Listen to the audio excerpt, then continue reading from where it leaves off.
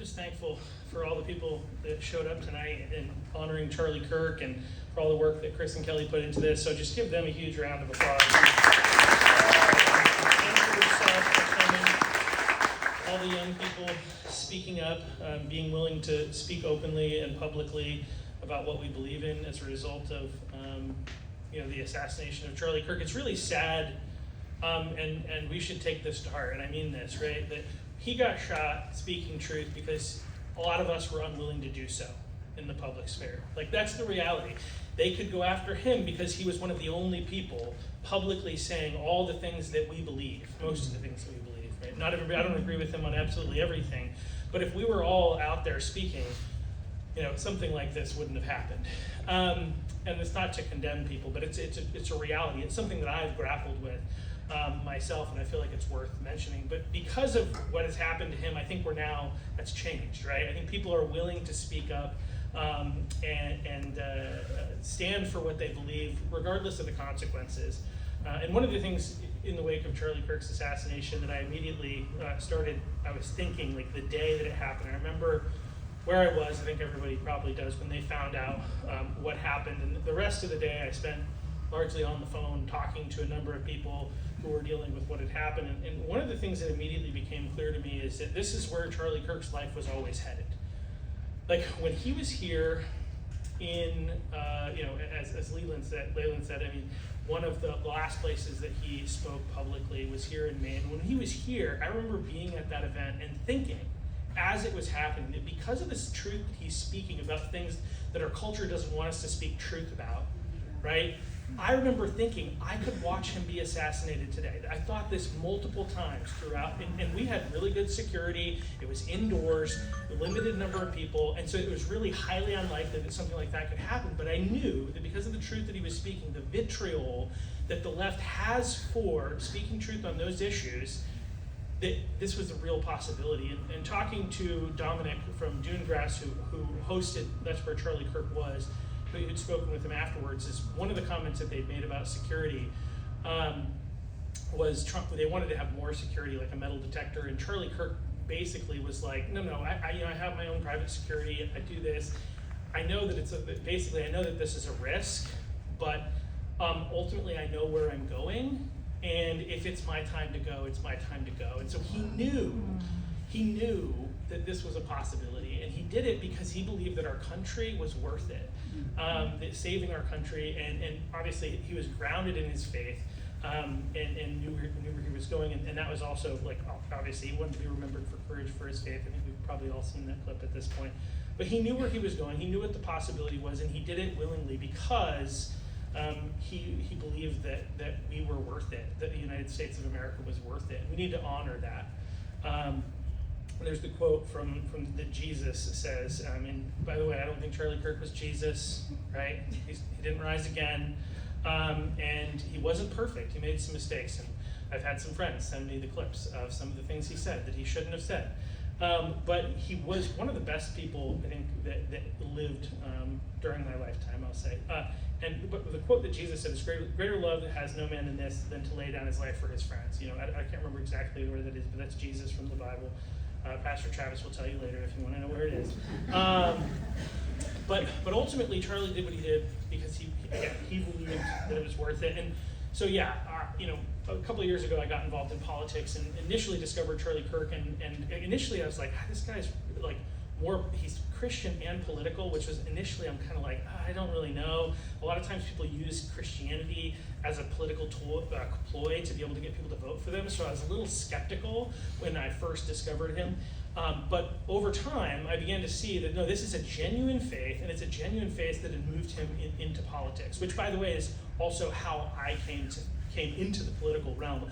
I largely had avoided it intentionally, but some things happened that pushed me into it, and it's my faith that has guided me into everything that I've been doing. And so Charlie Kirk became, over time, as I continued to follow him and watch his stuff and his reels and TikTok and Instagram, and a little bit on Facebook, he basically became like a mentor, even though I never met him. I was here when he was here, but I never actually met him. But he essentially became a mentor and was a guide on how do we engage in the political realm and be true and authentic to our faith knowing that the Republican Party, which I also represent here today, right, is not the Christian party, right? I think Christians share a lot in alignment with the Republican Party, but not everything.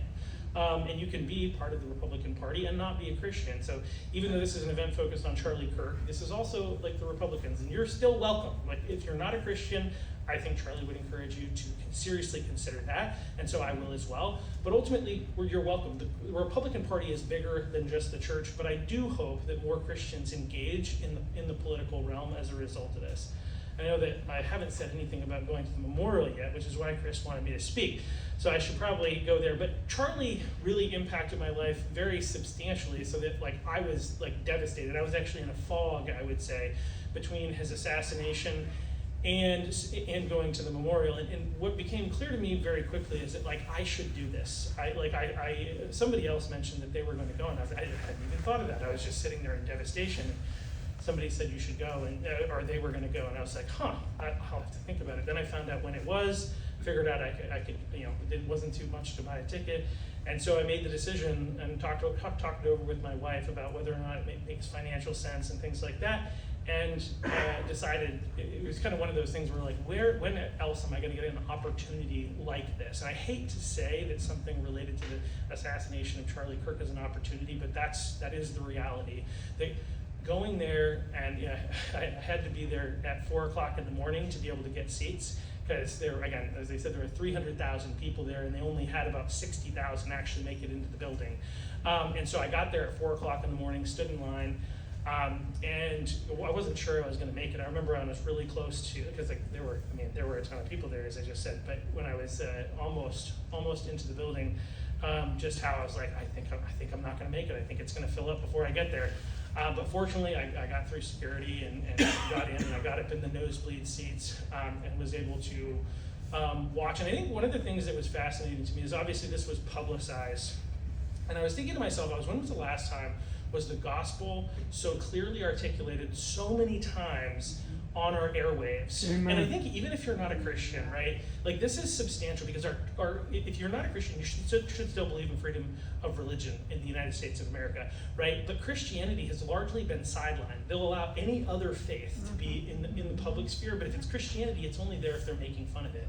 And so it was really fascinating to me to think about while I was there in that room and just feeling the energy that was there, as so many people had come from all over the country and some people from other parts of the world to be able to see this memorial.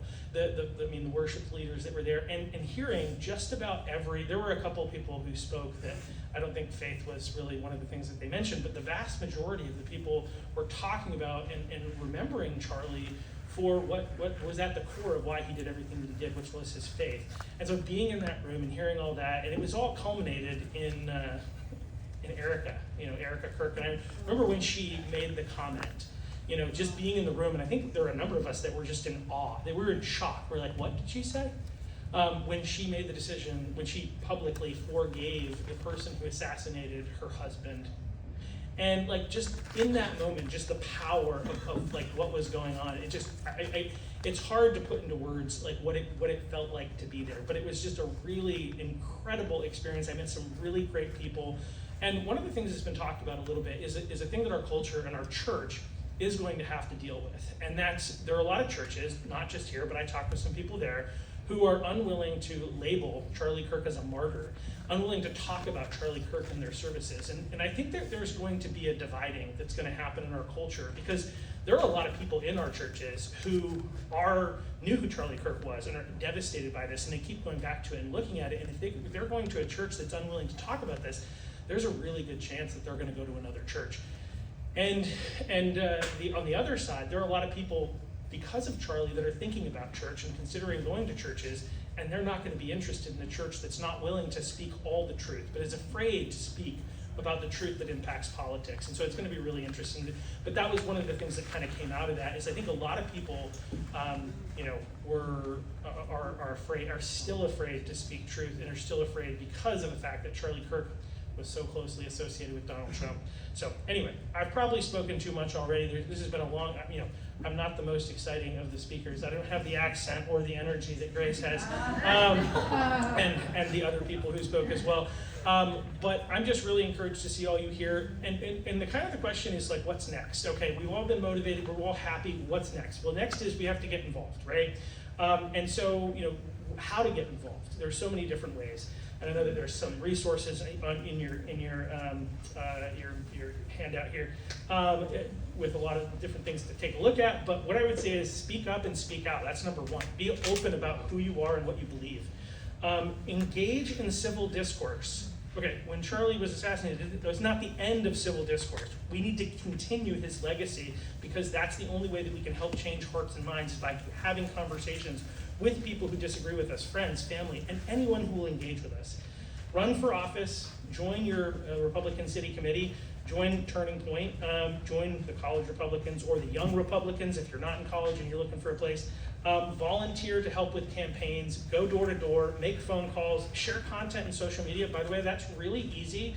But if you understand the algorithms, commenting on posts and sharing posts help the social media companies automatically make those posts get more views. So when people are saying like, share, subscribe, it actually makes a difference. So just please, that is actually a huge thing. Unfortunately, so many people get their information from social media.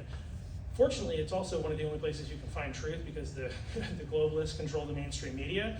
But the reality is a lot of people spend way too much time in social media, but that's also where we have the capacity to reach them. So that's why that piece is so important. And there's so many different other ways to get involved. And if you don't know and you're like, I don't even know what I would be able to give, I would say have a conversation. Talk to somebody.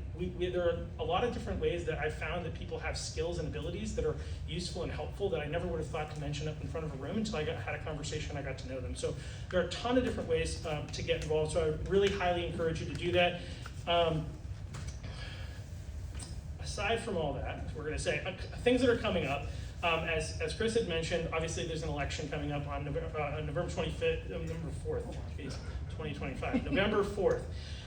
And there are ballot questions, but there are also maybe local things. So pay attention to that here in Westbrook, where I live. We have city council, school board. These are really important races that are largely ignored in the political sphere. There's a lot of opportunity there. So figure out what's going on. Vote yes on one and no on two. If you want to know more about that, yes on one is voter ID, protecting, securing our elections. No on two is protecting our gun rights, and it's the red flag law that they're trying to pass. So yes on one, no on two. There are some handouts as well as some lawn signs for no on two. I don't have any yes on one. We ran out of those, but if you're interested, that's something you can see me for afterwards. Additionally, there's the Protect Girls Sports ballot initiative that's going to be coming up. You're likely going to be able to sign that when you go to vote. If you vote in person, they're going to be starting to collect signatures, but find a way to sign that so we can get boys out of girls' sports, and which is just obvious common sense. We also have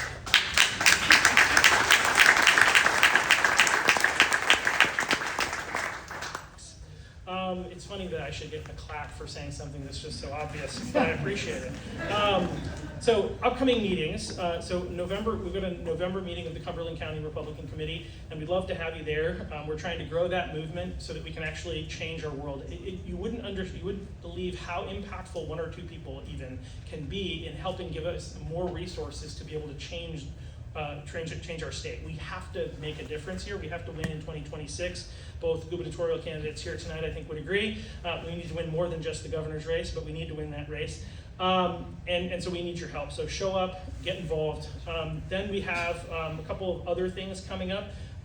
We have in December we're having a Christmas party at DeMillo's. You can check all these out on our website, by the way. And that Christmas party is called Make Christmas Great Again. It's not because Christmas isn't great, but it's an ode to Donald Trump. And I think it's going to be a really great time, so you should check it out. $40 is the early bird special until November 15th. After that, it becomes $50 if you want to come join us. And there's hors d'oeuvres that come with that. And then on February 6th, we have another really exciting opportunity called the Lincoln Club Dinner. This happens every year after Lincoln. Lincoln was the first Republican president.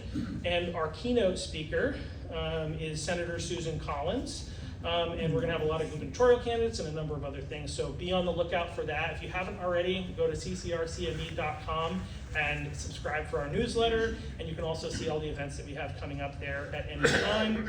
I think that's a lot of information. Oh, the Lincoln Club dinner is at the Portland Elks Lodge, but again, check out the website, pay attention. Okay, sorry, I'm just reading my notes. but yeah, one of the other things that I'd mention is I brought some free stuff. There's some T-shirts that are GOP for me. This is a fundraiser for the Cumberland County Republicans. If you're interested in buying those, they're $20. You can see me after.